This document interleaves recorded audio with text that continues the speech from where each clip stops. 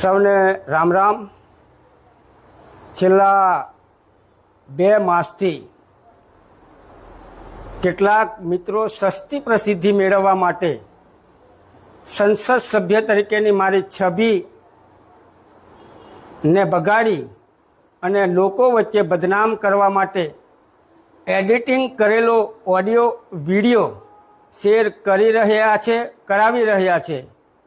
ત્યારે મારે લોકસભા મત વિસ્તારમાં આવતા તમામ વડીલો, માતાઓ, ભાઈઓ, બહેનો અને યુવાન સાથીઓને જણાવું છું કે આ ઓડિયો અને વિડીયો સંદર્ભે તારીખ 25 એપ્રિલ 2023ના રોજ અમદાવાદ નવરંગપુરાની નામદાર કોર્ટમાં મારા ઉપર કેસ દાખલ કરવામાં આવેલો અને આ નામદાર કોર્ટે મને તારીખ 18 ફેબ્રુઆરી 2025ના રોજ નિર્દોષ જાહેર કરેલ છે।